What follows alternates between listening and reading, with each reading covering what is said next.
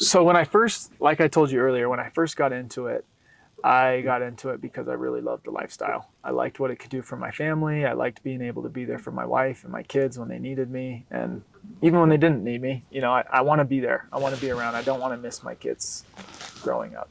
I've only got 18 years with them at home, and I've always wanted to be a dad my whole life. It's all I've wanted to do, really. And so it's important for me to be able to do something that allows me to be there for them in that capacity. That's why I got into it. What's up, guys? This is Wes, and this is Give Us It Podcast, where we take business conversations out of the office and put it out on the lake. We bring leaders, creators, and builders out on the boat, and yes, literally we talk about what drives them, what challenges them, and why they keep showing up every freaking day. Every episode you'll hear raw, real conversations that may make you think, laugh, and also rethink the way you're showing up in your own life. So grab a seat, because this is Give Us It. Hey guys, this is Wes Israelson with Give Us It Podcast. We are out on the lake. Today's been amazing. We've got some amazing guests still coming. I just want to say, before we get into I just want to say, from orchards to succession planning, like there's so many things you've done, let alone your mission and learning a completely another language. There's so many things you've done that are really, really cool. And I can't wait to dive through them. But growing up in, I'll pronounce the name wrong. So what's the little city? The city's called Lodi, California. I was going to call it Iota or something crazy. You grew up, your grandpa started a 160-acre orchard. Correct, yep. And you grew up at a young age with speaking Spanish and managing the harvest of these cherries, right? Yeah, I mean, I wouldn't so much say speaking Spanish versus kind of understanding what some people were saying, but yeah. Describe what it was like growing up on an orchard, a small town, right? Yep. This massive orchard, because that's not small. Yeah. And then having to work at such a hard, your work ethic started so young, and it was also periods of, I don't remember if it was 4 a.m. to 4 p.m. or something crazy, right? As a 13, 14, 15-year-old. Yep. So, yeah, small town. By California standards, about 80,000 people. We lived inside the city. Obviously, the orchards were outside the city limit. 5-10 minutes to get there. And it was a couple of different orchards altogether, about 160 acres.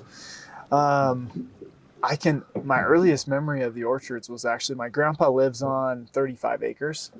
And I think I must have been 3 or 4 years old. And I remember just seeing 35 acres of empty ground.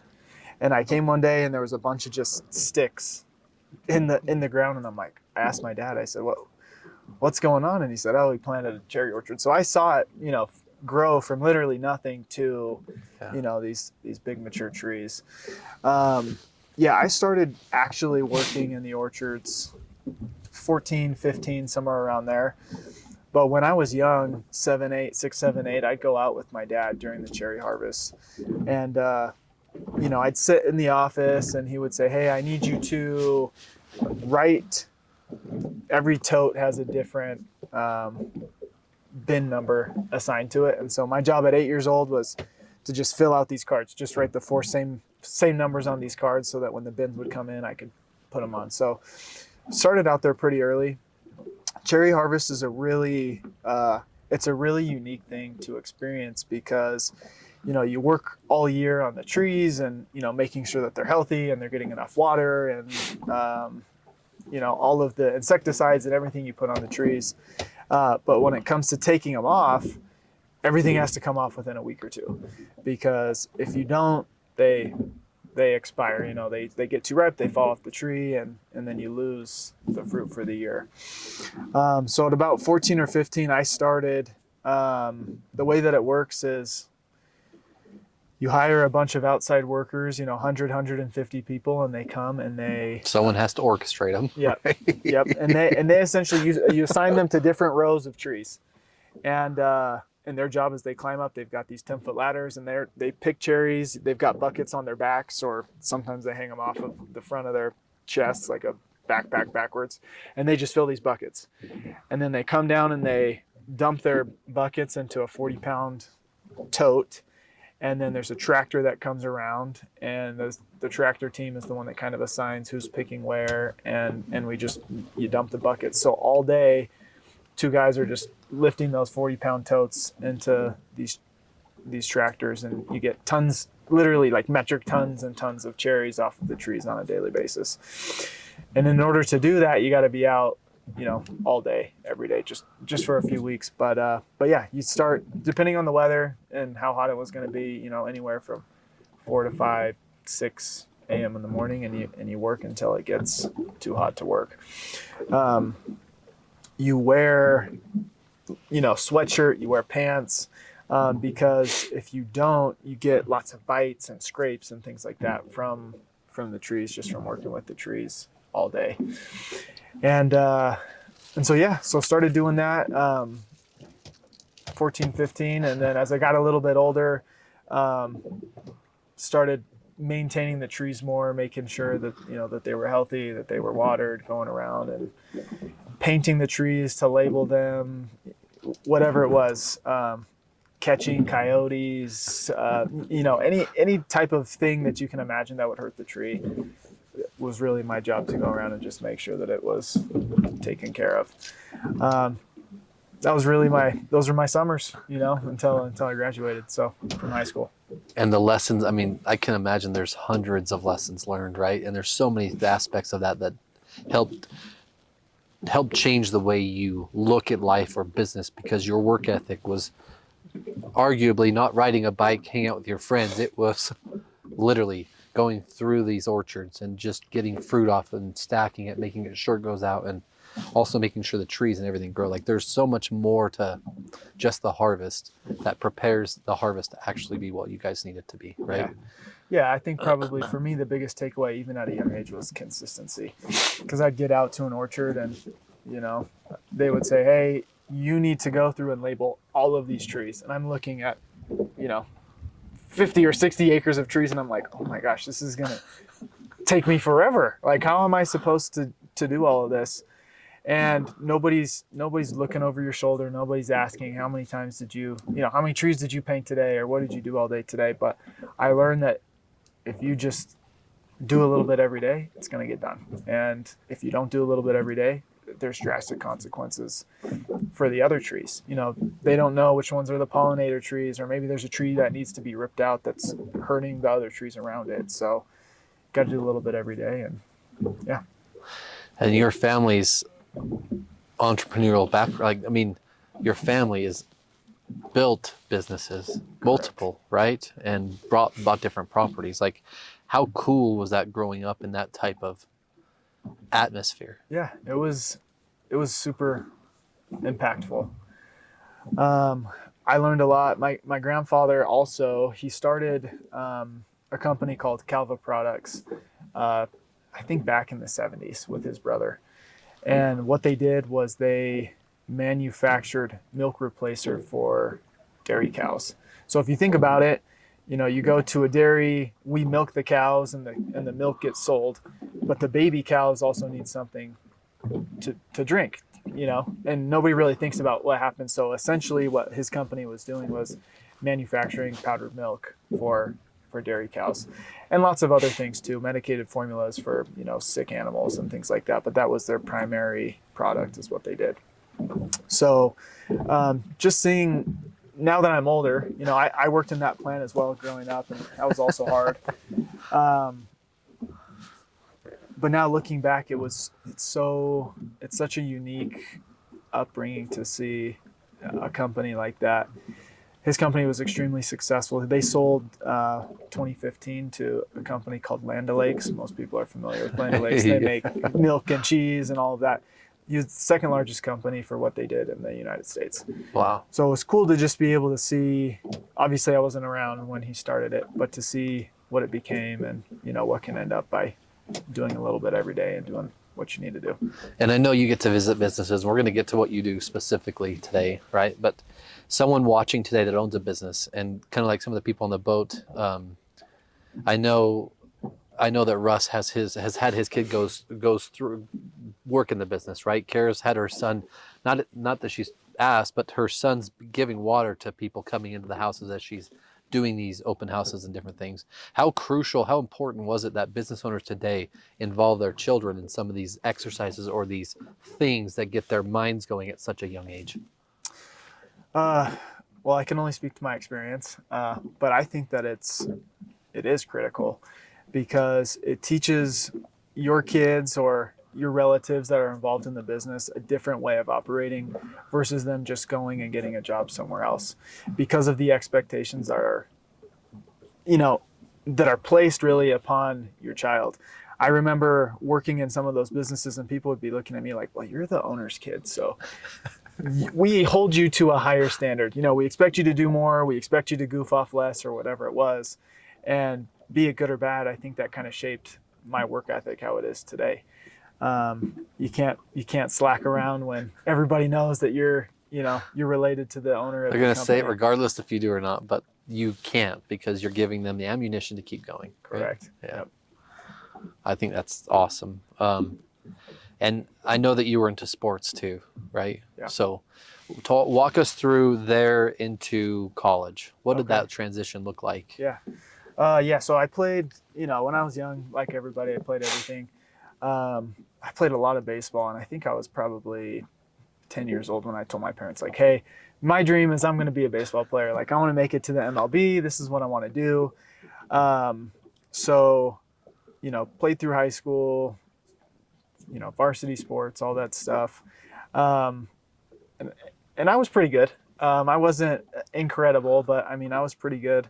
I had a preferred walk-on to BYU. I had some scholarship offers elsewhere, but I knew that I had always wanted to go to BYU just because of the academic excellence. I knew that I really wanted a good education, which was something that I learned actually from working in the orchards. My grandpa would always tell me, like, I want you to do this because it's important to me that you don't have to do this for the rest of your life. It's hard work. Yeah. And he never went to college. And so to him, or he went to college, but he never graduated from college. And to him, it was a big deal to get a college education because it would set you up in the future for something better. And so I decided to go the preferred walk-on route at BYU. Ultimately, I ended up getting cut, which was really hard. I felt a lot of loss. Honestly, kind of felt like I lost a part of my identity when I was like, wow, I don't have this thing that I've done for my whole life anymore. You put a lot into that. Yeah. And so I know the feeling. So you do. Exactly. So it was tough to kind of deal with that. But then it was great. So I went to BYU. I went on a mission for the Church of Jesus Christ of Latter-day Saints. I served a 2-year mission in Singapore.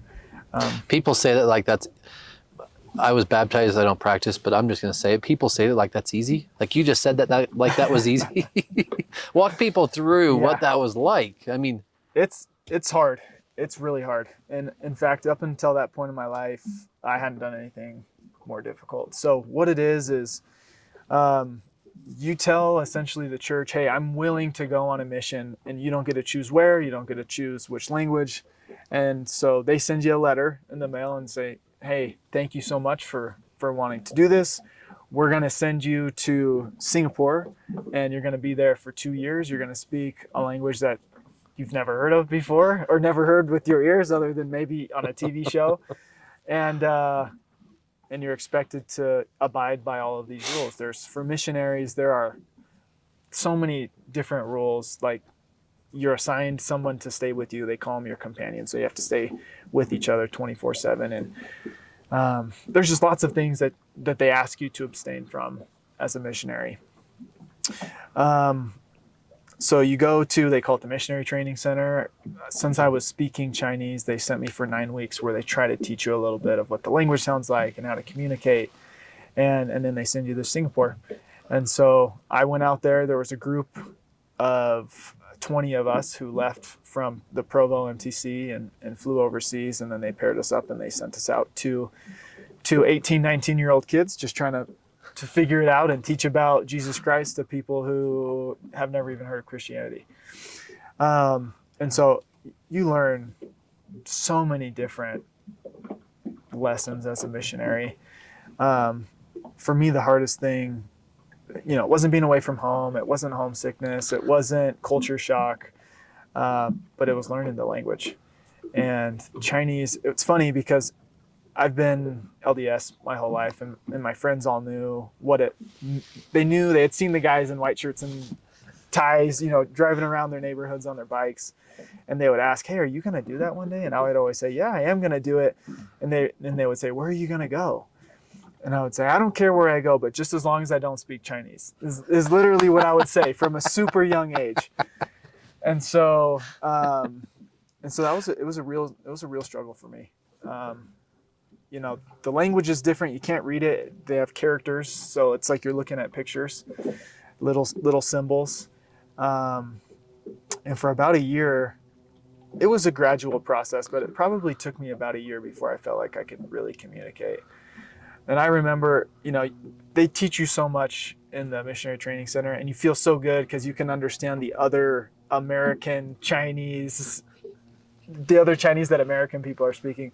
And then you get there and you hear real Chinese for the first time, and you're like, that doesn't sound anything like what I've been practicing for the last 9 weeks, So yeah, I think that one of the lowest points of my mission I had been out for 8 months, and I felt pretty confident in my Chinese. And I was talking to I had just been moved to a new area, and I was introducing myself to somebody, and he'd asked me a question, and I responded with what I thought was really good. And then he looks at my companion that was with me, and he goes, what did he just say? And I was like, okay, well, I guess 8 months down the drain, it was pretty disheartening. So, but you just work at it every day, and you practice, and you try to read, and flashcards and embarrassing moments every day like that, and eventually you kind of get it. So. And I know you're a routine guy, right? So that helped to build some of the routine that you still do today, but also that consistency back to the orchard, like just pushing when you know you need to, and it's also really, really hard. Yeah. So that's pretty cool that you. Hey, congratulations, by the way. Thanks. I would say something. We've had quite a few people on our podcast. The ones that have gone on missions, that have done the summer sales somewhere, they end up starting a business. Oddly enough, those two things help people propel through life, right? Yeah. And there's one of them for sure, right? Yeah. Let alone the hard work, consistency side that you got as a child, which I think is super important. Yeah. After the mission, coming home, before Sarah, yep. What did it look like? I know you were headed towards corporate, or that's kind of your idea, your mentality. What did that look like coming home?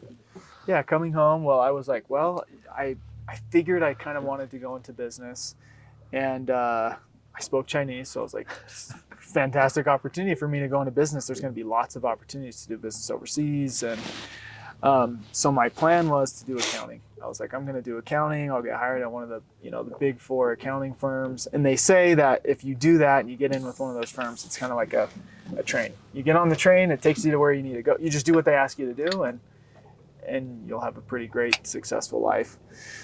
Right when I came home, so Sarah and we actually met when we were 15 years old. So we'd known each other for years at this point. We were freshmen together at BYU. We were always friends, never romantically interested. But when I came home, she also served a mission. She served in Nicaragua. My mission was hard. Her mission was crazy. They didn't even have running water or electricity. She should really be on here doing this. But so we started dating right after I got home. So we got married, I think it was 8 months after I got back, so it was pretty quick. And we kind of made that decision together, which was into what I wanted to go into. Because we knew that business was going to be kind of the route that I wanted to go, but she really helped me to understand her and my grandparents and her grandparents, and her parents are all very entrepreneurial. And so they kind of helped me. Two lines of families that have built businesses and built up. That's crazy. That's great. Yeah. I'm married into a pretty amazing, incredible family. And Sarah she's my better half. She's incredible. There's 3 of us on this boat that have wives named Sarah, just to be clear right now. Nice. It's a good name. On that subject, because I'm gonna ask Russ next, but If one of our Sarahs would call out a superpower, what would your superpower be that she would say? You're asking her my superpower? I'm asking you what she would say your superpower is. I think that she would probably say my superpower is that I can figure things out. Which sounds like a silly superpower, to figure things out. Why would it sound silly? But from a young age, whenever somebody's asked me to do something, I've always been the kid that just picks it right up.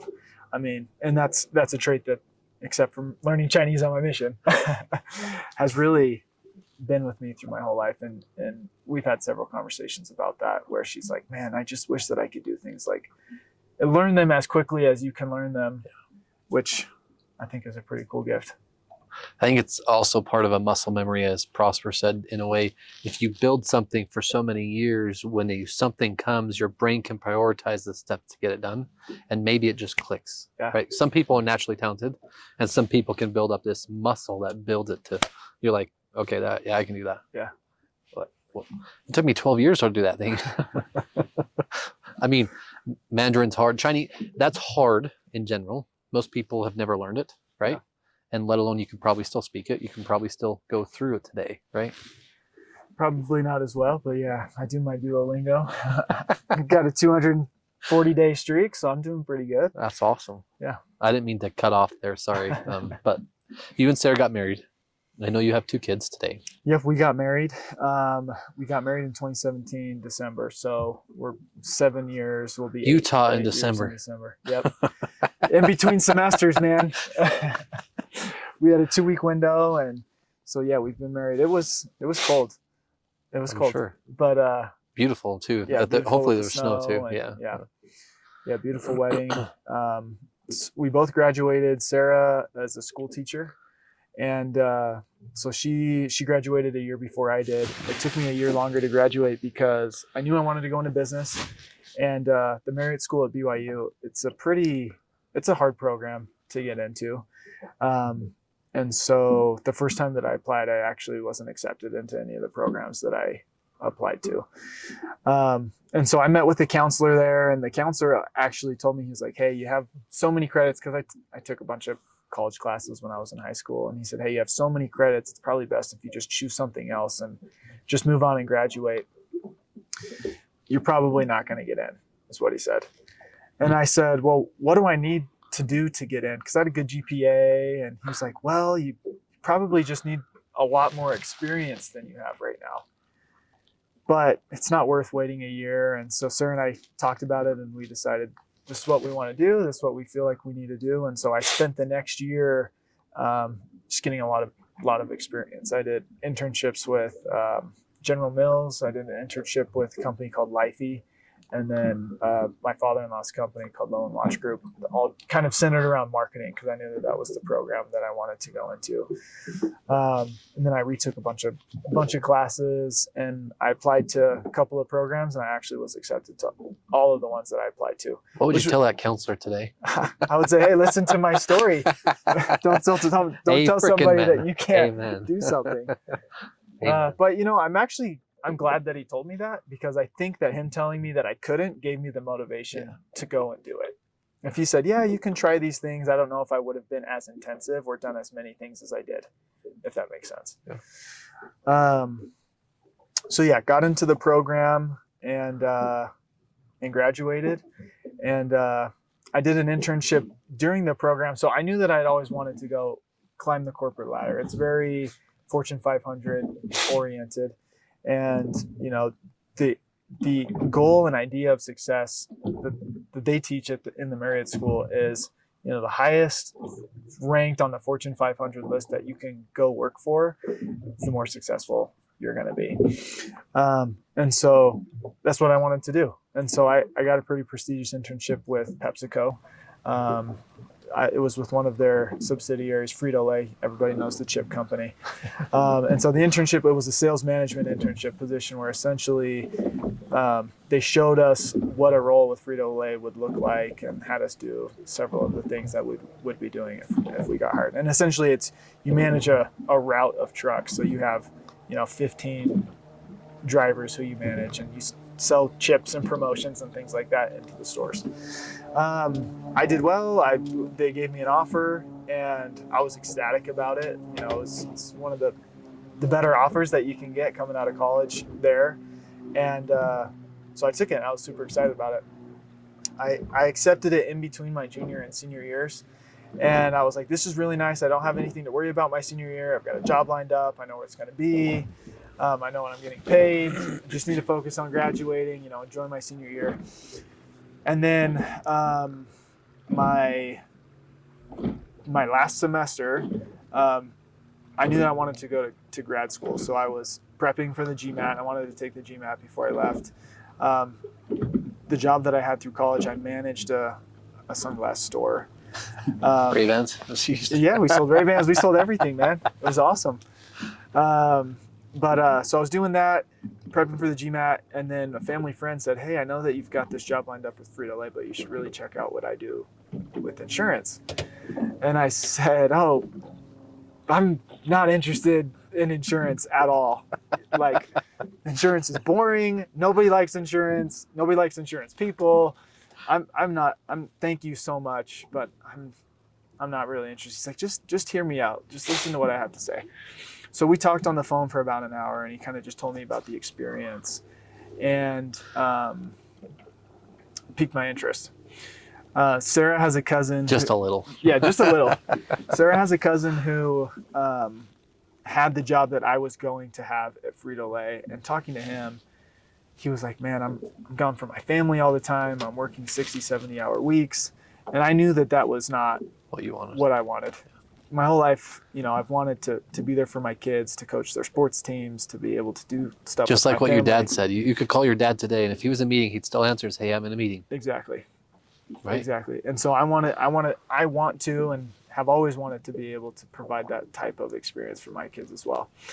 So listening to my family friend, it interested me, just seeing the way that he lived and all the things that he told me. So one thing led to another, and I ended up taking a position with Federated, and it's been incredible. Yeah, and I know that the decision was made with you and your wife, Sarah, right? How important today is it that someone who is going towards something that has a spouse or a girlfriend or boyfriend, whatever, right? But that they actually communicate and have this open dialogue and say, hey, this is what I want to do. What should we do? And that support system is super crucial, correct? Yeah, totally.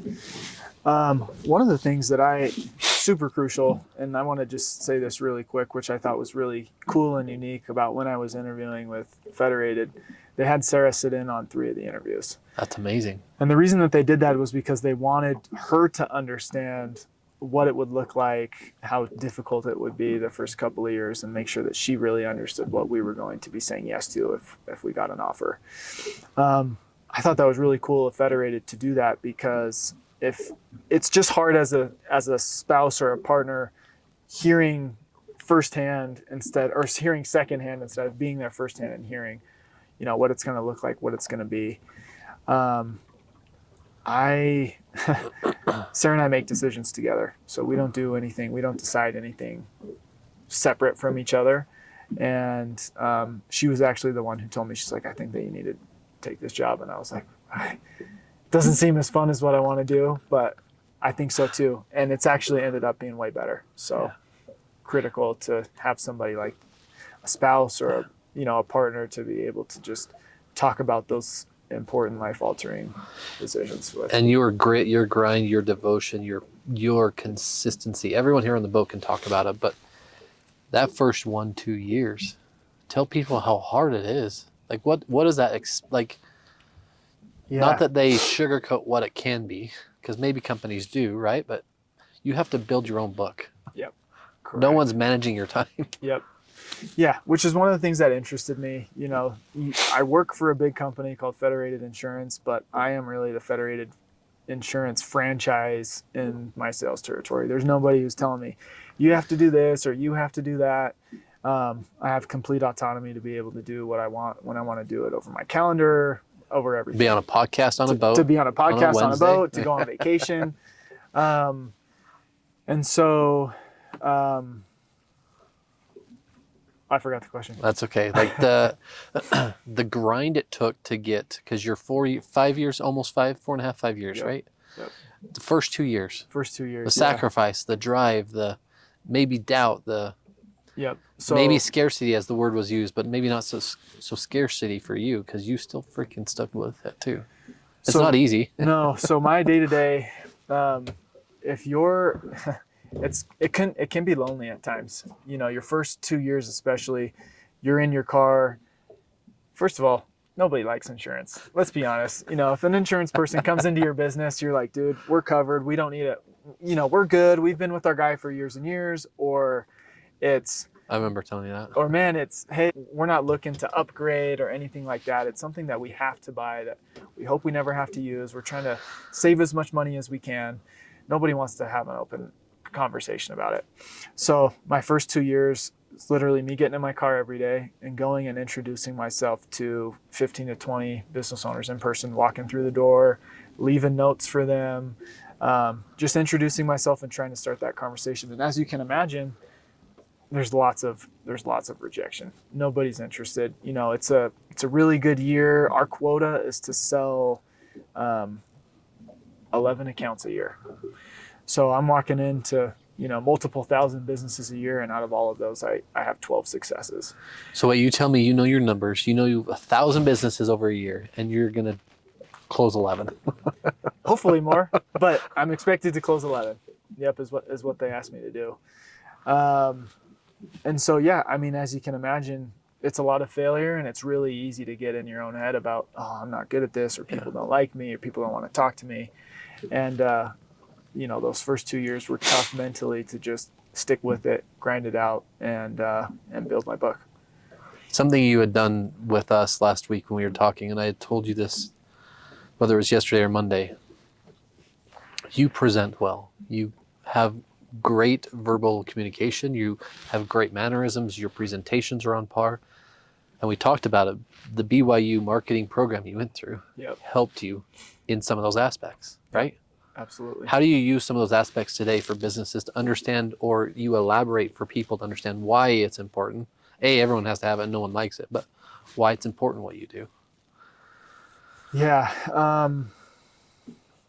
Maybe that's two questions in one. I was going to say, that's really two questions in there. I guess I can speak to both. The marketing program, I mean, I can't speak to how much it helped me. I was managing a sunglass store when I got into the program, but just all of the things that I learned about communication and presentation skills, and, you know, the ability to just connect with somebody, I learned in a few classes in that program. I took an intro to sales class my first year in the program, and my professor, his name was Greg Zippy. And probably my biggest takeaway from my entire college education was, especially in sales and communication, it matters. It doesn't only matter the things that you say, but how you say them. And I have two memories in that class where he would ask a question, I'd raise my hand and answer, and he would disagree with, say, I think you mean this. What you said is wrong, but I think that you mean this. And I would say, yeah, that's exactly what I mean. And both times he said, it's important what you say, and it's important how you say it. And so it was a huge takeaway from me that when I'm speaking and communicating with somebody, you know, when you're in college and you're answering a question, you're kind of just answering on the fly. You don't take a lot of time to think about what you're going to say. And so it was a huge lesson to me that when I'm going to go and have a conversation with somebody, I really need to have planned and thought through the things that I want to say, the message that I'm trying to articulate, and how I want to articulate that message. Obviously that translates into what I do. I do it every day as I talk to people. And the way that I do that, it might sound silly, but I talk to myself in my car. You know, before I go in, I'll write down, hey, these are the 3 points that I want to talk about, or this is what needs to be accomplished. And then I'll say those things verbally out loud to myself so that I can make sure that it sounds right before it comes out of my mouth. If that makes sense. Repetition and consistency. Yep. The second question was just how do you practically apply it, or how you use it today to talk to business owners, and why insurance matters. I understand you don't want to, I'm sure you're covered great, but how you actually apply that same sequence of what you learned and you actually do in Yeah. a business setting? Yeah, it's a lot. I mean, it's a lot of walking in over and over again and talking to the same people about very similar things every time. There's a lot of consistency and repetition in that aspect. The hardest thing to really get anybody to understand is that there's a difference between being insured and being protected. Anybody can go and buy a general liability policy. Anybody can go and buy a policy for your vehicles or an umbrella policy. But what most business owners don't understand, because you're so busy doing everything else that you're doing to run a successful business, is that those policies, they vary from carrier to carrier. Every policy is different. Even though the name of the policy might be the same, it's not the same. And so what might be important for your business at Main Street is something completely different than the barbershop down the street needs and has. And the big problem that we see is both of those businesses are getting the same types of policies. So as you can imagine, if you have the same types of policies, you and the barber, one of you isn't covered correctly. So it's a lot of just articulation about, hey, is this in your policy? And then talking about kind of those areas that we see where they may be not protected the way that they're hoping or wanting to be protected in. Yeah. And it's a big deal. I know that there's other passions within it that we'll get to, but business owners are liable for all of that. And if you have an LLC, sure, it protects you somewhat, right? But we've had drunk driver hit our sign, take it out. We've had someone die on the curb on the street that still sued the business. Yep. We've had trucks being down, like we've had trucks being stolen. And it, man, our insurance agent did an okay job. An okay job. Yeah. And it's sad to say that because now we're with you, which I'm grateful for. But there's reasons that we change. And also as a business owner, I want to be better for my clients. I don't want them to come to me for a problem. Hey, will you solve this thing? I would rather be the forefront of it, like you're trying to be for them. You're trying to articulate the forefront of what you should be covered, not what people say you needed or everyone has. Like, Yep. Is your family protected? Is the business protected? Is the building protected? Your vehicles and everything else that go, and then key man. Oh, anyway, sorry, I'm rambling now. No, that's exactly it. That's what we do. We try to be proactive. You know, we do meetings with our clients. We do 4 meetings on an annual basis, which is a pretty different shift from the typical insurance model where we come in and we're saying, hey, these are the things that we're seeing. Let us help you in these areas, which I know that my clients, they love. Yeah, I can tell you that it's weird for us because we have never had that, and we had our first one with you, and it's great. Like, it's good to be open our eyes and understand things as a business owner. Yeah. Right? Yeah. Why do you do it? Great question. So when I first, like I told you earlier, when I first got into it, I got into it because I really loved the lifestyle. I liked what it could do for my family. I liked being able to be there for my wife and my kids when they needed me. And even when they didn't need me, you know, I want to be there. I want to be around. I don't want to miss my kids growing up. I've only got 18 years with them at home, and I've always wanted to be a dad my whole life. It's all I've wanted to do, really. And so it's important for me to be able to do something that allows me to be there for them in that capacity. That's why I got into it. The reason that I continue to do it is because we do business insurance, which is fantastic, like we just talked about. But the most meaningful thing that we do, and that I find the most meaningful, is we do estate and succession planning for our business owners. I'll start with this story, I guess. 2 years ago, well, I guess I should go back. So when I first started, I inherited a small book of business, existing Federated clients from the rep who had previously quit. And so I went around and introduced myself to all of my clients, and I met this business. They were a manufacturing operation, and they manufactured small component parts for a larger manufacturing organization. And this organization was super specialized in what they did. And they would tell me things like, nobody else can do what we do. You know, it takes us years to be able to train somebody to do this. And so I said, hey, do you have any sort of protection for your employees or anything to keep them incentivized to stay? Because it sounds like if you lost somebody, it'd be a really tough transition. There's only 4 of you. So if you lose even just one person, that's a huge... 25% of your business could drop right out of the gate. Exactly. Right? So for 2 years, every time I saw him, hey, we should really look at, these types of things. I'd hate for something to happen. And they're always telling me, hey, no, we're good. Nothing like that's going to happen to us. One morning I got a phone call. Hey, Griffin, is it too late to put in place a key employee program after one of our employees passes away? And I said, yeah, it's too late. And they said, okay, we thought so, but we had somebody pass away last night, didn't come in, and I don't know what we're going to do. And so, I tried to talk to him about, the importance and how important it was to just have a plan in place. Maybe not even a life insurance policy, but just a plan, like what's going to happen. And they weren't interested in addressing it. And so from that experience, I learned I never want to have to, I knew that I had done what I needed to do, but I still felt like, oh man, I wish that I could have done more. Yeah. And so I never want to be put in a position like that again, where somebody's going through their worst day and I haven't done everything that I can do. Maybe it's, your wife and your kids. Maybe it's your business partner. Maybe it's a divorce, or, you have a business partner who says, hey, I'm not interested in being your business partner anymore. Or maybe somebody, key employee passes away, or one of the owners has a stroke, or has to go through cancer. These are all things that our attorney calls them business killers. If your business goes through one of those things, there's a 90% chance that your business doesn't make it, which then think about the families that the business was supporting. Yes. Then all of a sudden it becomes the worst day for 40 of your employees. What are we going to do next? Yeah. So I find the most satisfaction in helping our clients make a plan. I've always been a planner, and maybe that's why I'm able to pick things up so quick, is because I can make a plan and then execute it.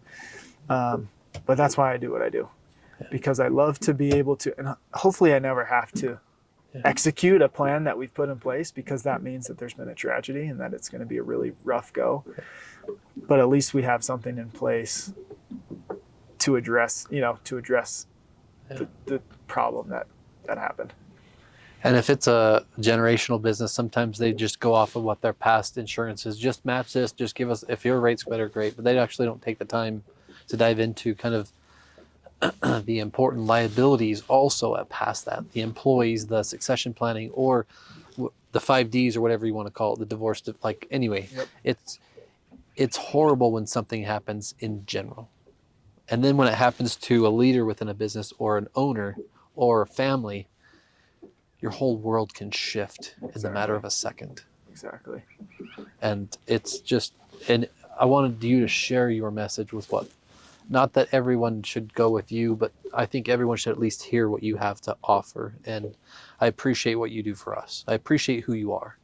That consistency shows through from the orchard, like I said, to today. Yeah. And it's amazing. It's really amazing. Thanks. I can't wait to see what Charlie and Pepper take from you and your wife, and even your wife builds into them with the both sides of your guys. Like, your family's going to impact this world. I think that's amazing. It already has. Thanks, Wes. Well, you're welcome. And is there anything else we can highlight for you? Is there anything you want to add? I don't think so. I think we've really hit on everything. What's a fun date night for you and Sarah? Me and Sarah? Man, the funnest thing that we've done this year, and maybe it's because of my experience in Asia, I've always been interested in bonsai. I think bonsai's, the little trees that you grow, and I've always thought it's cool. So she took me to, I think it's a place in American Fork or Pleasant Grove called Bonsai by Me. And what you get to do is you get to pot your own bonsai tree, and then they teach you how to prune it and, all of those things. So that was super fun. It's something, we've never done anything like that before. And it's one of the more fun things that we've done this year. So yeah. Awesome. I just want to say thanks for being a part of Give Us It. Thanks for being out here. And I can't wait to see what you can do on the back of this boat later either. Oh. Because I know you're a surfer. No, I've been a few times. But a few times. That's like saying, yeah, I'm okay at golf. Yeah. I mean, when golfers say that, you're like, I know you're damn good. Well, I'm looking forward to it. What was this experience like for you? It's been awesome. It's been really cool to hear everyone's stories and to just have everybody be so vulnerable. I feel like people don't do that normally. You know, we could sit in a conference room or at a table and talk about business, but you never get a chance to really, in the small talk, the 5-10 minutes of small talk that happens before, you never get to really know and understand who someone is and what makes them unique. And so it's just been really cool to just be a part of it. So thanks so much for inviting me and having me here. And if there's a business listening that's in your territory, what does that cover? What areas would that cover? And how would they get a hold of you? Great question. We do anything in the auto industry. We do contractors, manufacturers, retail, wholesale, funeral homes, anything that kind of fits into those categories we can do and insure. You can reach out to me. I mean, if you just Google Griffin Cook at Federated Insurance, I've got a website. My phone number is 385-743-9230. But the website's probably the best way. All my information's on there. Awesome. And just want to say thanks from Give Us It Podcast again. Yeah, thank you. Guys, this is Wes, Give Us It Podcast. Please share this with businesses who need services that are actually going to plan for the future of your business. Thanks, guys. Great freaking job.